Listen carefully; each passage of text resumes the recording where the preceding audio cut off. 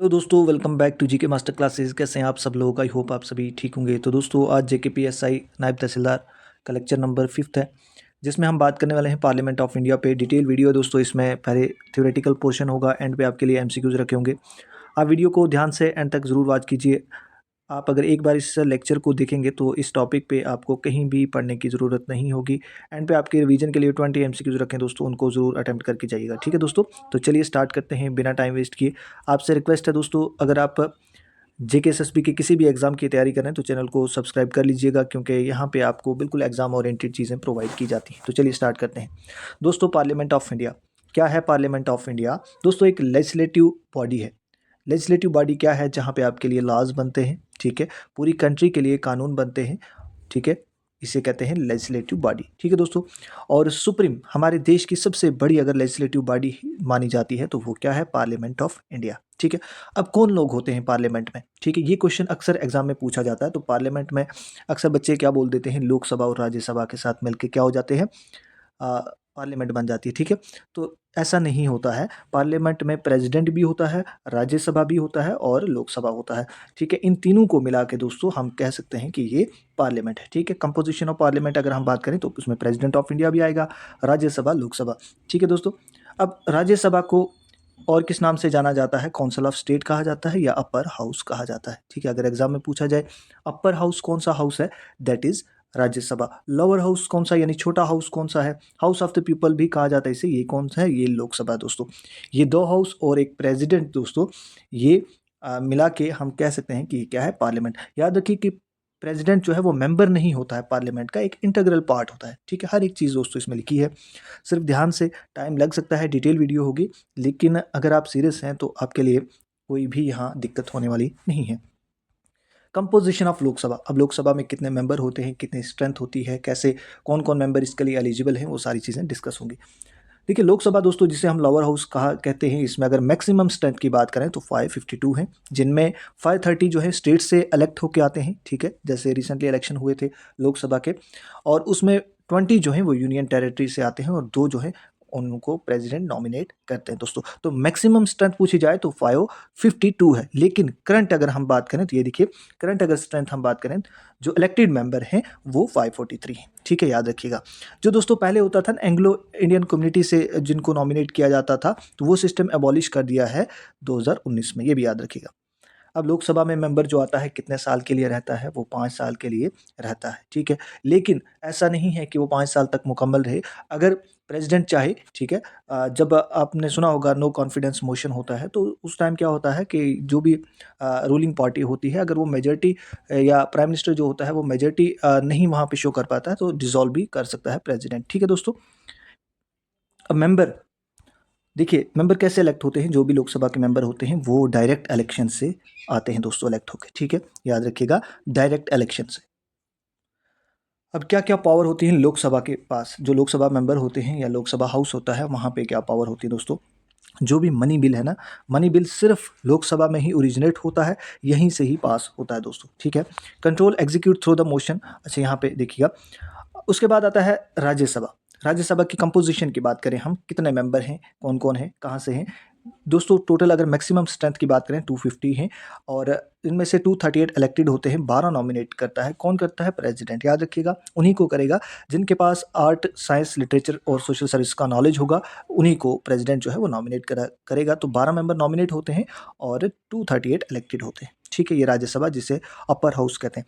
अगर currently strength की बात करें तो 245, सभी चीज़ें मैंने लिखी हैं दोस्तों, इन नोट्स में आपने सिर्फ ध्यान से पढ़ना है। ठीक है, अब याद रखिएगा इनका टेन्योर जो है, ऊपर लोकसभा का हमने 5 साल पढ़ा, लेकिन यहाँ पे ये परमानेंट बॉडी है दोस्तों, इनमें 1/3 मेंबर जो हैं वो रिटायर होते हैं। ये परमानेंट हाउस होता है, इसमें 1/3 मेंबर जो हैं वो रिटायर होते हैं हर 2 साल के बाद। ठीक है, 1/3 मेंबर जो हैं वो 2 साल के बाद रिटायर होते हैं, और टेन्योर इनका, each member has a term of 6 year. ठीक है दोस्तों, याद रखिए। अब स्पेशल पावर की बात करें, देखिए यहाँ पे चलते हैं, फंक्शन ऑफ पार्लियामेंट। अब लेजिस्लेटिव फंक्शन इनके क्या हैं?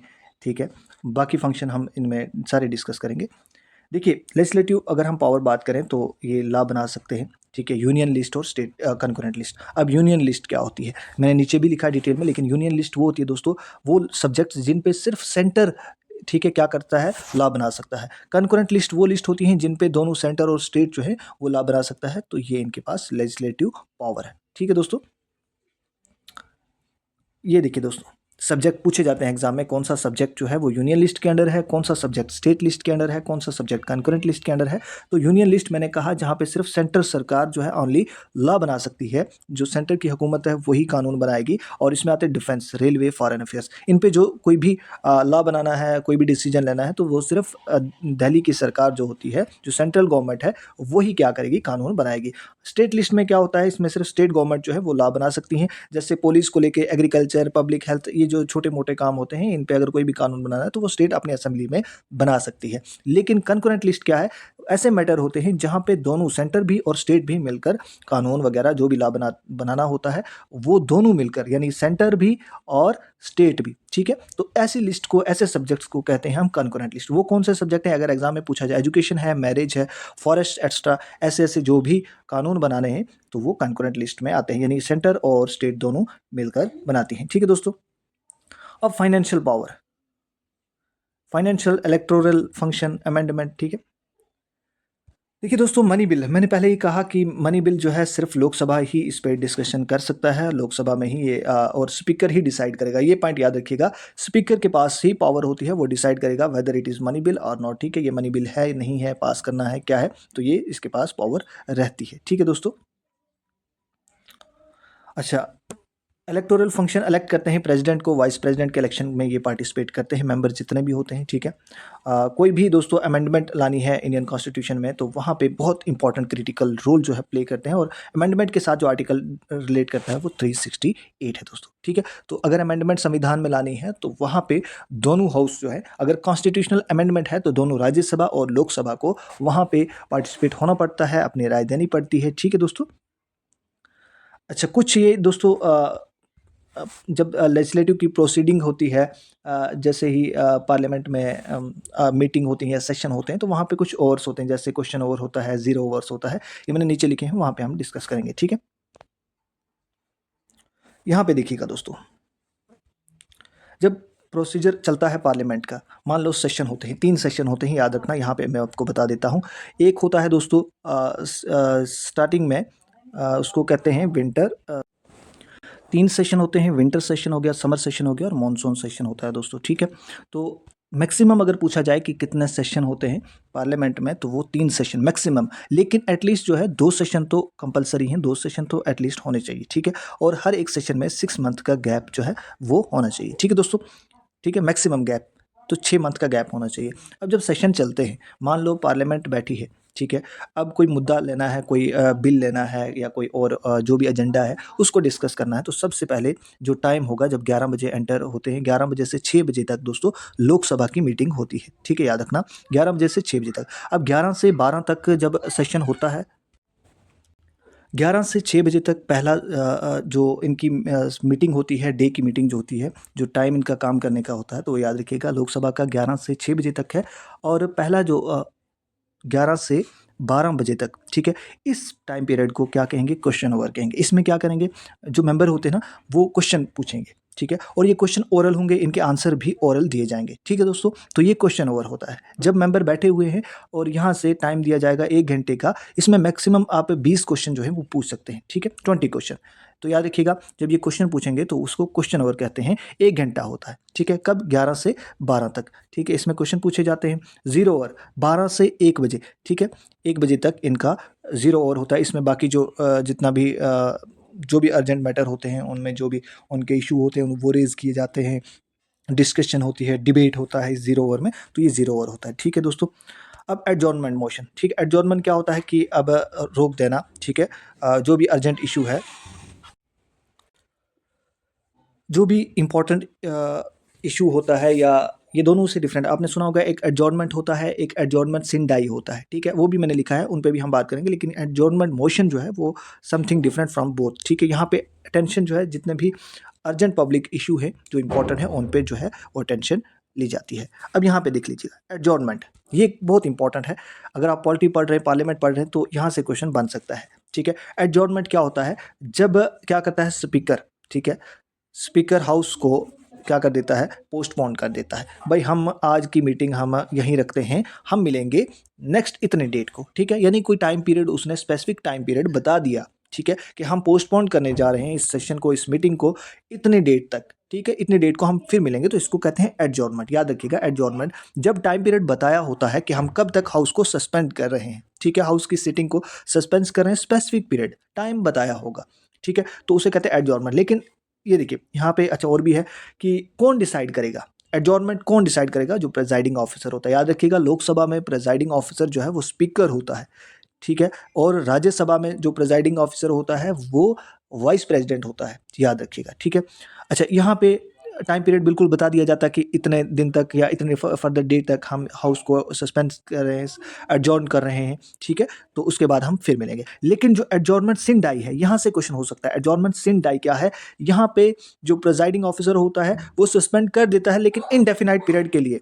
यहाँ पे कोई भी टाइम पीरियड नहीं बताया जाता है कि कब तक सस्पेंड जो है वो हाउस को किया जा रहा है। याद रखिएगा, इन दोनों में फ़र्क याद रखिए। एक क्वेश्चन हो सकता है यहाँ से, एडजॉर्नमेंट और एडजॉर्नमेंट सिंडाई। सिंडाई में कोई भी टाइम नहीं बताया जाएगा, सस्पेंड कर दिया जाता है हाउस की मीटिंग को, हाउस की सीटिंग को एडजॉर्नमेंट किया जाता है, कोई भी फर्दर डेट नहीं। ये भी कौन डिसाइड करेगा कि एडजॉर्नमेंट सिंडाई करना है, ये प्रिजाइडिंग ऑफिसर हाउस का, ठीक है दोस्तों, याद रखिए दोनों की डिफरेंसेस, ठीक है।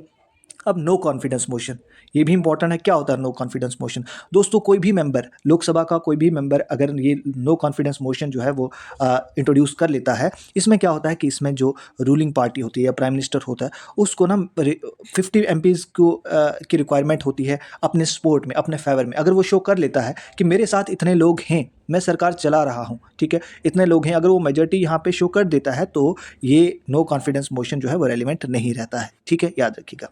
फर्स्ट टाइम जो है नो कॉन्फिडेंस मोशन जो है वो इंट्रोड्यूस बाय आचार्य जे कृपलानी ने, ठीक है, किसके अगेंस्ट? जो प्रधानमंत्री हमारे थे जवाहरलाल नेहरू, इनके खिलाफ जो है वो यूज़ किया था। लेकिन जब इन्होंने अपनी सपोर्ट जो है वो जाहिर कर दी कि मेरे साथ इतने एमपी हैं, तो ये जो है वो खारिज हो जाता है, ठीक है दोस्तों। तो नो कॉन्फिडेंस मोशन भी आपको समझ आया होगा। हर एक चीज़ इंपॉर्टेंट है इन नोट्स में दोस्तों। अगर आप हमारे व्हाट्सएप ग्रुप में आना चाहते हैं जहाँ पे ये सारे नोट्स प्रोवाइड कर दिए हैं, ऑलरेडी प्रोवाइड कर दिए हैं, तो आपने क्या करना है, 99060603, ठीक है, 9906063612 पे कॉन्टैक्ट करना है।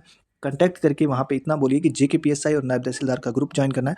आपको नोट्स भी वहीं पे सेंड कर दिए जाएंगे और ग्रुप के लिंक भी। दोस्तों ये सिर्फ और सिर्फ 199 में, ये कुछ ही दिन के लिए ऑफर आपके लिए अवेलेबल है।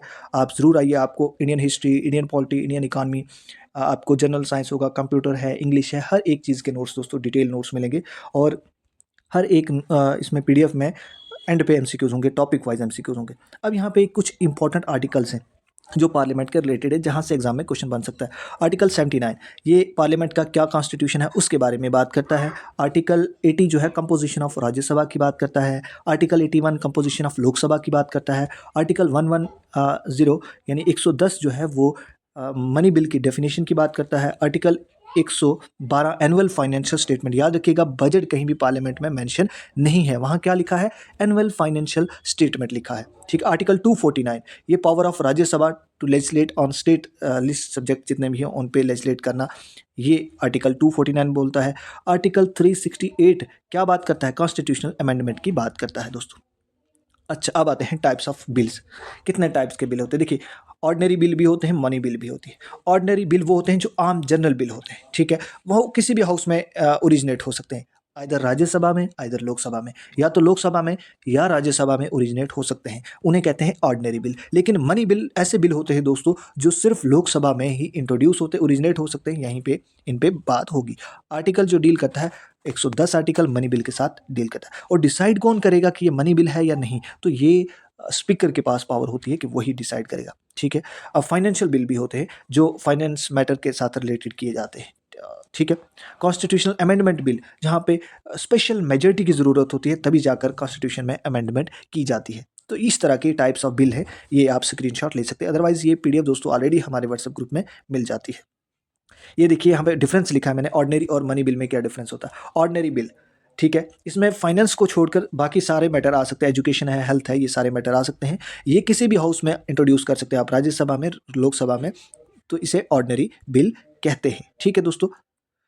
और जब यहाँ ऑर्डिनरी बिल में दोनों हाउस जो है वो क्या करते हैं, अपने अप्रूवल दे देते हैं, फिर उसके बाद प्रेसिडेंट जो है उस पे साइन करता है, अपनी एसेंट देता है और ये क्या हो जाता है, ये लॉ बन जाता है दोस्तों। ठीक है, तो ऑर्डिनरी बिल वो बिल होता है, रिपीट कर रहा हूँ मैं, जिसमें राज्यसभा और लोकसभा दोनों अपना अप्रूवल दे सकते हैं, ये कहीं भी ओरिजिनेट हो सकता है और प्रेसिडेंट जब इस पे अप्रूवल देता है तो उसके बाद ये लॉ बन जाता है, ये ऑर्डिनरी बिल है। लेकिन मनी बिल, ये एग्जाम्पल भी मैंने लिखी है, जैसे राइट टू एजुकेशन है, ये ऑर्डिनरी बिल है।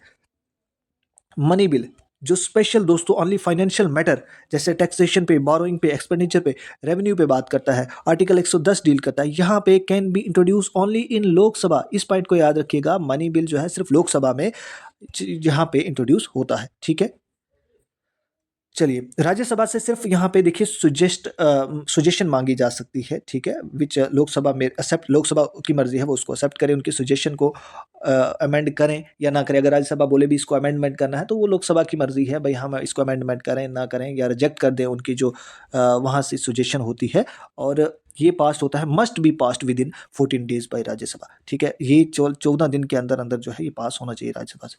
अब एग्जाम्पल क्या है मनी बिल की, union budget, GST bill extra, ये जो है मनी बिल होते हैं दोस्तों। ठीक है, फिर से मैंने की डिफरेंसेस लिखे हैं, देख लीजिएगा। अच्छा, अब दोनों ये पॉइंट बहुत इंपॉर्टेंट है, इक्वल पावर ऑफ राज्यसभा और लोकसभा, दोनों के पास कहाँ कहाँ इक्वल पावर रहती है, कहाँ पे दोनों की सुजेशन ली जाती है, कहाँ पे दोनों की राय ली जाती है, कहाँ पे दोनों की पार्टिसिपेशन होती है, ये बहुत इंपॉर्टेंट है, अगर एग्जाम में पूछ लिया जाए। ऑर्डिनरी बिल पे दोनों जो है अपने अपने राय देंगे। ठीक है, हमने देखा ऊपर ऑर्डिनरी बिल कौन होता है, ये दोनों हाउस जो है इसको पास करेंगे। कॉन्स्टिट्यूशनल अमेंडमेंट अगर लानी है, यहाँ पे दोनों हाउस की जो है वो अप्रूवल चाहिए, यहाँ पे रिक्वायर 2/3 मेजॉरिटी होनी चाहिए दोनों हाउसेस की, तभी जाकर आप कॉन्स्टिट्यूशन में अमेंडमेंट ला सकते हैं। अगर प्रेसिडेंट का अपीचमेंट सिस्टम है या इलेक्शन है प्रेसिडेंट का, दोनों हाउस यहाँ पे पार्टिसिपेट करेंगे। हम बात कर रहे हैं किसकी, कि दोनों हाउस कहाँ कहाँ इनका इक्वल जो है पावर्स है। अप्रूवल ऑफ इमरजेंसी, अगर आपने नेशनल इमरजेंसी, प्रेसिडेंट ने नेशनल इमरजेंसी लगानी है, फाइनेंशियल इमरजेंसी लगानी है, ठीक है, तो दोनों हाउस का अप्रूवल ज़रूरी है। वाइस प्रेसिडेंट का इलेक्शन है तो दोनों हाउस का जो है वो यहाँ पार्टिसिपेट करते हैं। रिमूवल ऑफ वाइस प्रेसिडेंट, इसमें भी दोनों हाउस की पार्टिसिपेशन होना बहुत ज़रूरी है। जॉइंट सेशन, अगर किसी भी डेडलॉक है ऑर्डिनरी बिल पे, याद रखिएगा, अगर ऑर्डिनरी बिल पे दोनों हाउस के बीच में कोई डेडलॉक रिजॉल्व करना है तो जॉइंट सीटिंग में दोनों हाउस आ सकते हैं। ठीक है, अब चलते हैं पार्लियामेंट कमेटीज़। ठीक है, यहाँ पे कुछ और चीज़ें भी हैं, शायद ये नहीं लिखी हैं। देखिए दोस्तों, जो फंड्स होती है जैसे कंसोलिडेटेड फंड है, कॉन्टीजेंसी फंड है, पब्लिक फंड है, तो इस तरह से ये फंड को भी देख लीजिएगा। मैं उन पे भी कोशिश करूँगा नीचे डिस्कशन करें, क्योंकि वहाँ से भी क्वेश्चन हो सकता है। स्पेशल पावर ऑफ प्रेसिडेंट, अब प्रेसिडेंट की पावर क्या क्या है। प्रेसिडेंट सम्मन कर सकता है, बुला सकता है हाउस को, प्रोरोग कर सकता है हाउस को, डिसॉल्व कर सकता है प्राइम मिनिस्टर की एडवाइस पे हाउस को। जॉइंट सीटिंग पार्लियामेंट में 108 आर्टिकल डील करता है, अगर दोनों हाउस में किसी ऑर्डिनरी बिल को लेकर डेडलॉक है तो जॉइंट सीटिंग जो है प्रेसिडेंट बुला सकता है। अब यहाँ पे देख लीजिएगा, मैंने हर एक चीज़ लिखी है। सम्मन क्या होता है, प्रोरोग क्या होता है। सम्मन होता है बुलावा, calling the members of parliament to meet for a session by the president. President जो है बुलावा देगा कि मीटिंग करनी है तो आ जाओ, तो इससे कहते हैं सम्मन। उसके बाद होता है प्रोरोग। प्रोरोग क्या होता है, इनमें डिफरेंस पूछा जाता है एग्जाम में, बहुत इंपॉर्टेंट है ये सेशन में, बार बार बोल रहा हूँ, एंड तक देखिएगा, एंड पे आपकी रिवीजन होगी 20 एमसीक्यूज से। ठीक है, प्रोरोग क्या होता है, ending the session of parliament, से पार्लियामेंट के सेशन को एंड करना, लेकिन डिसॉल्व नहीं करना है हाउस, डिसॉल्व अलग है। ठीक है, और ये भी प्रेसिडेंट करता है, प्रोरोग समन प्रेसिडेंट करता है।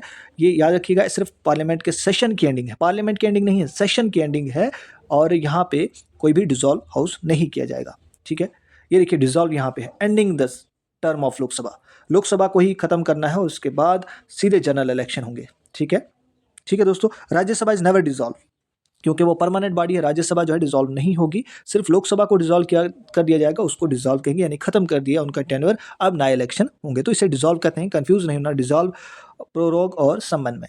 ठीक है दोस्तों, आई होप आपको समझ आ रहा है। अब चलते हैं हम एमसीक्यूज पे।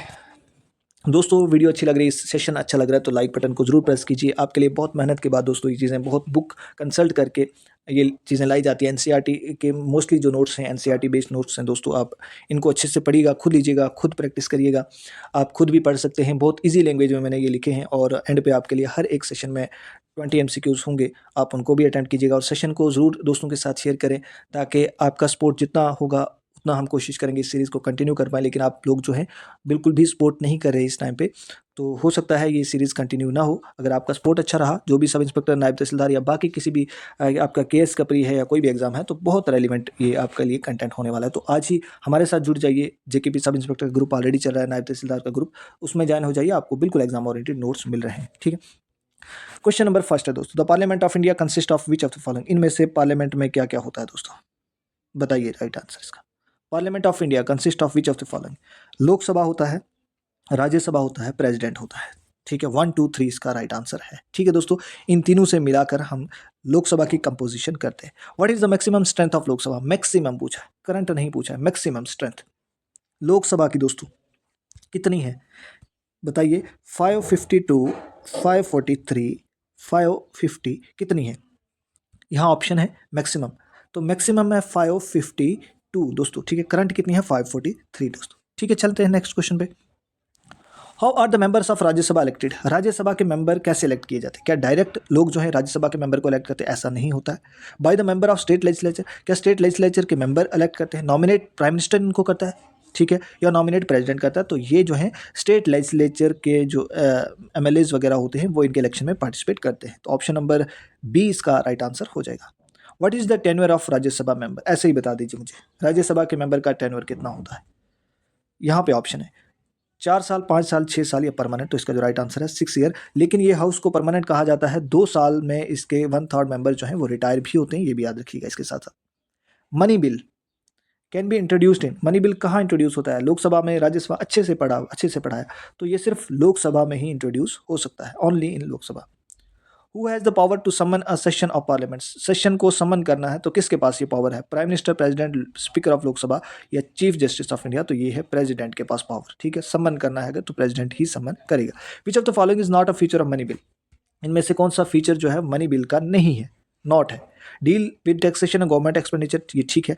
Require prior recommendation of the president, can be introduce इन राज्यसभा, क्या ऐसा होता है, राज्यसभा में ये इंट्रोड्यूस होता है, तो इसका जो नॉट है वो मुझे लगता है यही होगा। ऑप्शन नंबर 3 इसका राइट आंसर हो जाएगा। यस, ऑप्शन नंबर 3 जो है इसका राइट आंसर हो जाएगा, नॉट पूछा था। क्वेश्चन नंबर 8 है, what happen if the Rajya Sabha fail to pass the money bill within 14 days, अगर राज्यसभा में ये बिल देते भी हैं तो 14 डेज उनको देते हैं, अगर ये वो मनी बिल जो है फेल हो जा, मतलब वो वहाँ से पास नहीं करते 14 दिन में, तो क्या होता है, the bill is consider rejected, क्या बिल रिजेक्ट हो जाएगा, क्या बिल जो है वो रेफर्ड बैक लोकसभा में किया जाएगा, या bill is deem to be passed by both houses, तो इसका जो राइट आंसर है ऑप्शन नंबर 3 इसका राइट आंसर हो जाएगा। An ordinary bill require which of the following for its passage, ordinary bill क्या रिक्वायर करता है, क्या सिर्फ लोकसभा इस पे अप्रूवल देगी अपना, क्या सिर्फ राज्यसभा इस पे अप्रूवल अपना देगा, क्या दोनों हाउस इस पे अप्रूवल अपना देंगे, या सिर्फ प्राइम मिनिस्टर इस पे अप्रूवल देगा, तो इसका राइट आंसर क्या होगा। तो हमने पढ़ा था ऑर्डिनरी बिल वो बिल होते हैं जैसे एजुकेशन का बिल है, हेल्थ का बिल है, इस तरह के बिल पे तो दोनों हाउसेस का इसमें अप्रूवल लेते हैं और फिर प्रेसिडेंट इस पे असेंट करता है और फिर ये बिल पास हो जाता है, लॉ बन जाता है। ठीक है दोस्तों वीडियो को जरूर लाइक कीजिए और कमेंट में अपना फीडबैक जरूर दें कि सीरीज कंटिन्यू रखनी चाहिए या नहीं। Who decided weather bill is money bill और नॉट, बहुत बार बोला मैंने, ये किसके पास पावर है कि मनी बिल को डिसाइड करे ये मनी बिल है या नहीं, तो ये यहाँ पे मैं ऑप्शन देता हूँ आपको, प्रेसिडेंट, स्पीकर,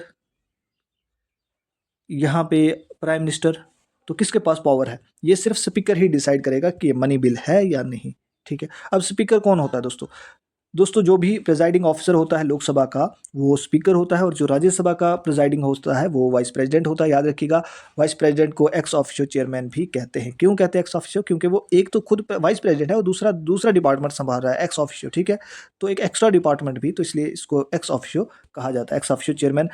राज्यसभा का प्रिजाइडिंग ऑफिसर याद रखिएगा वो वाइस प्रेसिडेंट है। ठीक है, no confidence motion can be introduce in, no confidence motion कहाँ इंट्रोड्यूस होता है, लोकसभा में, राज्यसभा में, या दोनों हाउस में, या जॉइंट सीटिंग ऑफ पार्लियामेंट, तो ये सिर्फ लोकसभा में ही इंट्रोड्यूस हो सकता है। कोई भी मेंबर जो है वो इंट्रोड्यूस कर सकता है नो कॉन्फिडेंस मोशन को, लेकिन जो सामने वाली रूलिंग पार्टी होती है उनको यहाँ पे मेजोरिटी जो है वो शो करनी पड़ती है कि हमारे पास मेजोरिटी है, ऐसा नहीं है कि आप हमारी सरकार को गिरा सकते हैं। What happen if no confidence motion is passed in Lok Sabha, क्या होगा अगर नो कॉन्फिडेंस मोशन जो है वो पास हो जाता है लोकसभा, प्रेसिडेंट डिसॉल्व करेगा पार्लियामेंट को, गवर्नमेंट मस्ट रिजाइन, गवर्नमेंट को रिजाइन करना पड़ेगा, या लोकसभा इज डिसॉल्व इमीडिएटली, या स्पीकर इज रिमूव्ड ऑफिस। तो क्या होगा, जैसे ही लो कॉन्फिडेंस मोशन होता है तो सरकार को रिजाइन करना पड़ता है दोस्तों। ठीक है, अगर वो मेजोरिटी शो नहीं कर पाती है। क्वेश्चन नंबर 13 है, a joint sitting of parliament is called to resolve a deadlock in the passage of, joint sitting of parliament, किस बिल पे जब डेडलॉक होता है तो जॉइंट सीटिंग बुलाई जाती है, कौन सा मसला सुलझाना है, रिजॉल्व करना, मनी बिल होता है, ordinary bill, constitutional amendment bill, या बजट, तो ये है ऑर्डिनरी बिल पे जब डेडलॉक होता है दोनों हाउस के बीच में तो यहाँ पे जॉइंट सीटिंग बुलाई जाती है। ठीक है। How many days does Rajya Sabha have to pass money bill, कितने दिन उसको दिए जाते हैं कि मनी बिल को पास कर दो? 14 डेज। अगर करते हैं ठीक है, अगर नहीं भी करते हैं तो लोकसभा जो है इसे पास कर देता है। ठीक है दोस्तों।